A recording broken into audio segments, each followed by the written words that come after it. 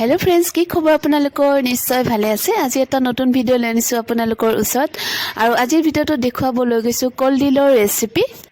বলক তেতিয়ালে ভিডিওটো স্টাৰ্ট কৰো প্ৰথমতে লৈছো মই এটা কলডিল আৰু কলডিলৰ যেটো ওপৰৰ বাকলি আছে ৰঙা দাঁত বাকলিটো এটো এৰাই কিনে যিখিনি ফুল আছে ভিতৰত সেই ফুলখিনি মই এক্সট্ৰাকে এনেকে ৰাখিছো আৰু ফুলখিনিৰে বনাম পকৰি আৰু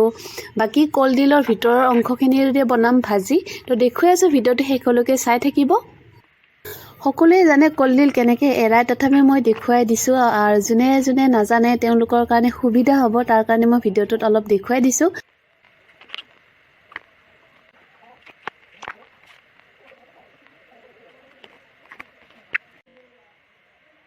কলডিলটো হৈ গল এটা মই এখিনি যিখিনি গুৰৰ অংশ আছে এখিনি কাটি দিম আৰু কাটি দিয়াৰ পিছতে ইয়াৰ পৰা এঠা ওলাই তো এঠাখিনি মই উলাবৰ কাৰণে গুটিখিনি এঠা ওলাই যাব কাৰণে মই এনেকৈ ৰাখি দিছো কলডিলটো তো বাকি এতিয়া মই ফুলখিনি এতিয়া বাছিম কেনেকৈ বাছিম আপোনালোকক দেখুৱাই আছো ফুলটোৰ ভিতৰত এডাল ডেসেলাৰ নিচিনা খাটি থাকিব এইডাল পেলাব লাগিব আৰু লগতে এনেকুৱা পাত এটা থাকিব পাতল পাত এই দুটা বস্তু পেলালে আৰু একো পেলাব নালাগে এনেকৈ মই গুটিখিনি বাছি দি আছো এতিয়া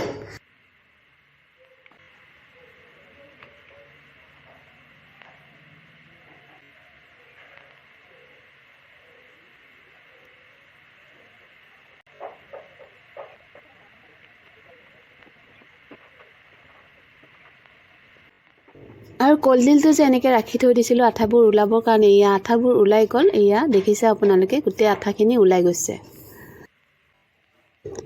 আৰু কলডিলৰ ফুলখিনি গুটেখিনি বাছা হৈ গল আৰু এতিয়া মই এইখিনি ধুই দিম ধুনিয়াকে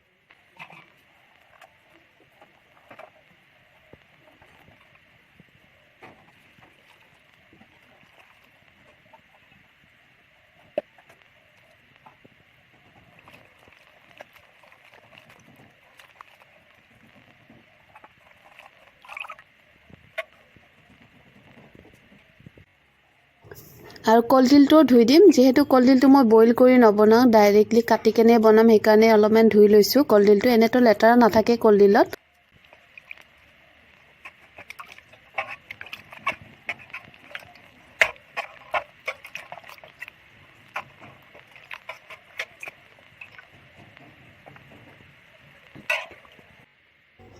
আৰু এতিয়া কলডিলৰ ফুলখিনি এনেকৈ সৰু সৰুকৈ কাটি লম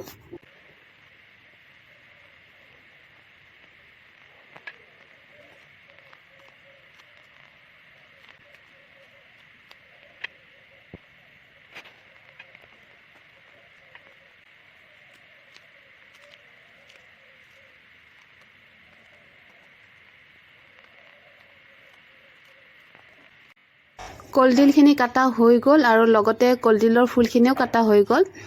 বেলেগ বেলেগকে কাটিছো কাৰণ কলডিলৰ ফুলখিনি বনাম পকৰি আৰু এইখিনি ভাজি বনাম কলডিলখিনি আৰু যদি আপোনালোকে কল ভাজি বনাব খুজিছে ফুলখিনি এনেকৈ কলডিলৰ লগত মিক্স কৰি ভাজি বনাব পাৰে যদি আপোনালোকে পকৰি নবনায় যিখিনি মই ফুলখিনি কাটিছো তাৰ লগত এটা মিডিয়াম সাইজৰ পিয়াজ কাটি দিছো সৰু সৰু কৰি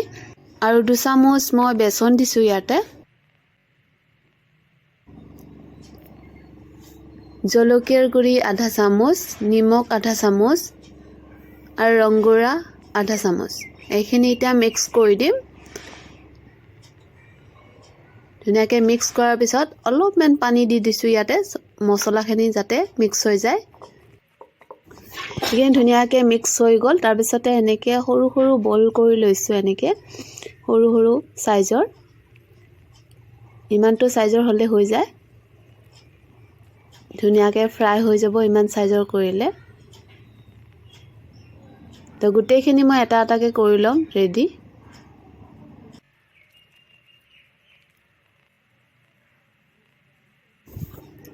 আৰু কেৰাহীখন গৰম হৈ গল আৰু ইয়াতে মই দি দিছো মিঠাতেল আৰু তেলখিনি গৰম হোৱাৰ পিছতে মই ইয়াতে এটা এটাকৈ পকৰি দি দিম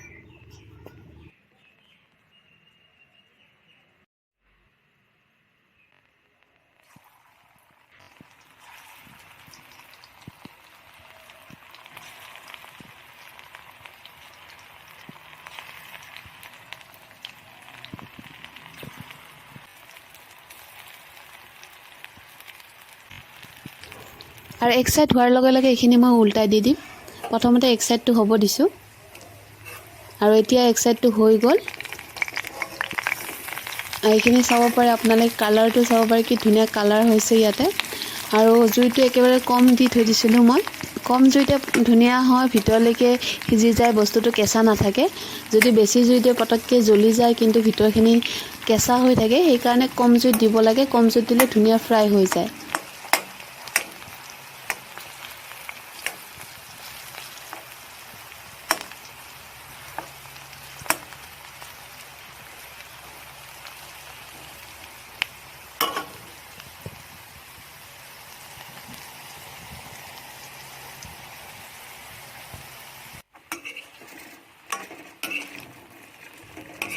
আৰু পকৰীখিনি দুই সাইডে ফ্ৰাই হৈ গ'ল আৰু এতিয়া পকৰীখিনি ৰেডি হৈ গ'ল এতিয়া নমাই দিম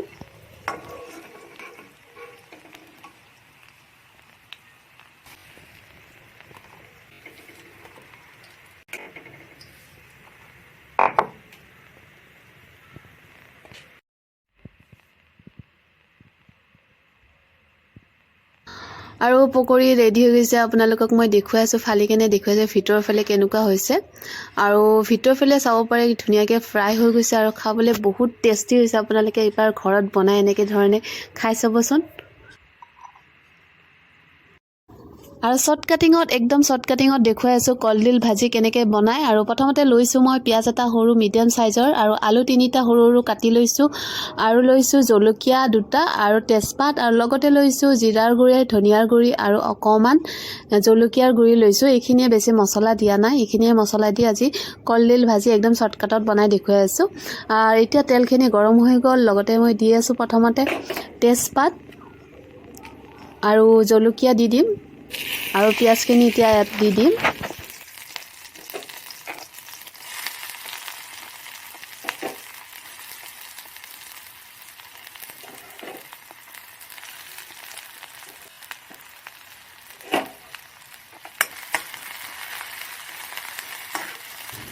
পিয়াজখিনি অকমান ভাজি লম পিয়াজখিনি ভাজা হোৱাৰ পিছতে ইয়াতে দি দিলো আদা নহৰুৰ পেষ্ট আদা নহৰু পেষ্ট দিয়াৰ পিছত অকমান ভাজি লম আদা নহৰু পেষ্ট আৰু পিয়াজখিনি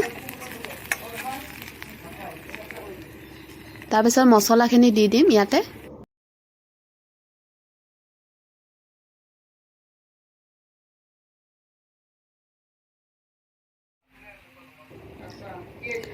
আৰু পানী অকমান দি দিছো ইয়াতে মছলাখিনিত অকমান ফ্ৰাই হ'ব দিছো বেছি ফ্ৰাই নালাগে অলপ ফ্ৰাই কৰিলে হৈ যাব তাৰপিছত আলুখিনি দি দিলো আলুখিনি অকমান মছলাৰ লগতে ফ্ৰাই কৰি দিছো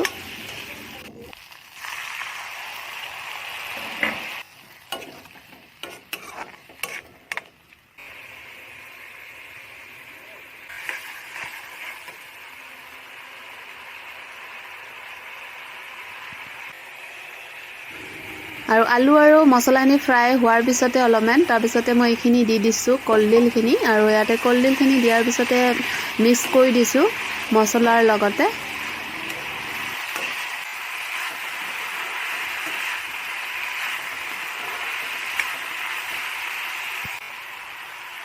অকমান নিমখ দি দিছো নিমখ দি মিক্স কৰি কেনে ইয়াতে এখন ঢাকনি লগাই দিম আৰু জুইটো অকমান কমাই দিম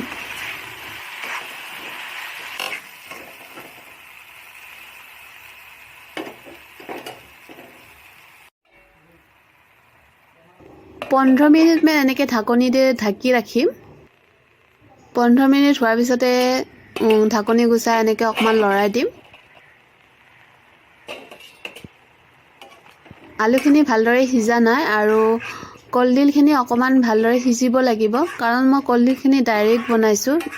ইয়াতে মই সিজোৱা নাই বহুতে কিছুমানে সিজোৱা কেনেও এনেকে বনায় কিন্তু মই ডাইৰেক্ট কাটি কেনে বনাইছো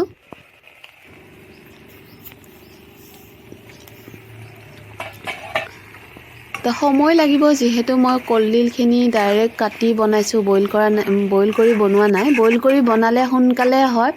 ইমান সময় নালাগে কিন্তু যেতিয়া ডাইৰেক্ট আপোনালোকে কাটি বনাব তেতিয়া সময় লাগে কিন্তু কাটি বনালে বেছি ভাল বইল নকৰাকৈ বনালে যিখিনি আমি কলডিলৰ ভিটামিন পাওঁ সেইখিনি আমি পাই যাওঁ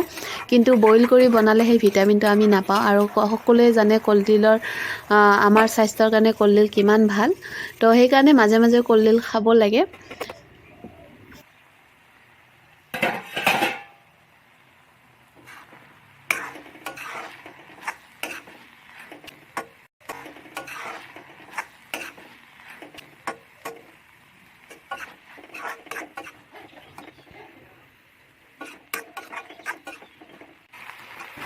তো কলডিলখিনি হৈ গ'ল ধুনীয়াকৈ হৈ গ'ল কলডিলখিনিও ধুনীয়াকৈ সিজি গৈছে আৰু লগতে আলুখিনিও ধুনীয়াকৈ সিজি গৈছে তো কলডিলৰ ভাজি ৰেডি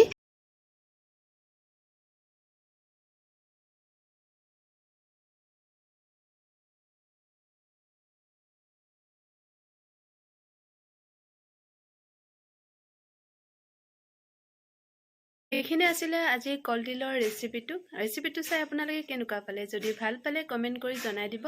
লগতে চেনেলটো ছাবস্ক্ৰাইব কৰিব একেবাৰে নাপাহৰিব নেক্সট আকৌ লগ পাই আছোঁ নতুন এটা ভিডিঅ'ৰ সৈতে আজিৰ কাৰণে বাই বাই টেক কেয়াৰ